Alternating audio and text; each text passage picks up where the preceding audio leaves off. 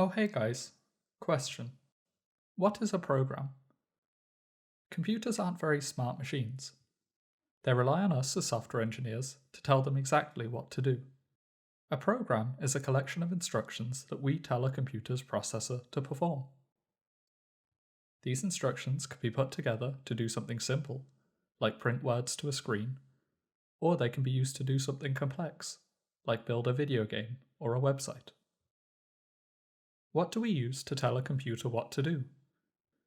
Well, we use a language.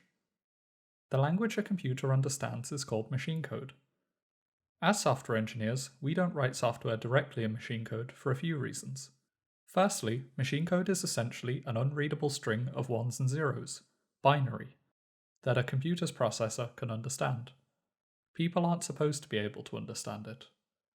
As software engineers, we read a lot more code than we write, so machine code has an issue with readability. Secondly, when we're trying to write large programs, like a video game, we want our programs to be efficient.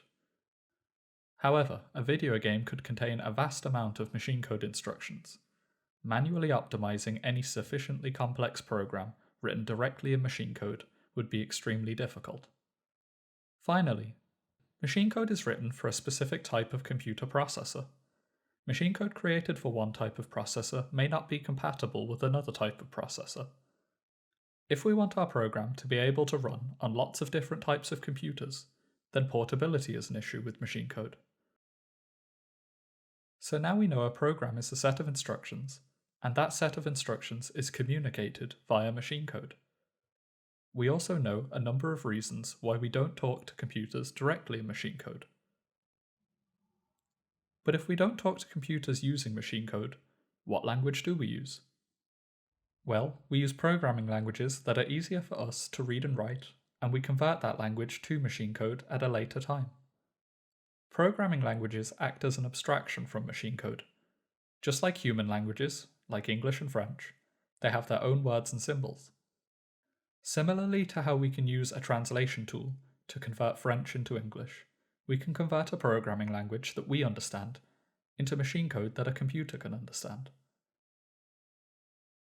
Some programming languages provide different levels of abstraction from machine code than others. The less abstraction a language has, generally, the more control we have over the exact instructions that a computer's processor is performing. The downside to this is that we, as programmers, then have to manage more issues with optimization and portability ourselves. Assembly languages are the next level of abstraction from machine code. These are essentially a human-readable form of machine code. Because of this, they are still considered to have a very low level of abstraction and suffer from the optimization and portability issues of machine code. Compared to machine code, assembly languages are very readable.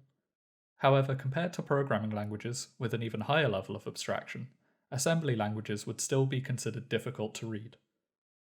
There are software engineers who have careers writing assembly languages. However, most engineers instead write software in languages with an even higher level of abstraction.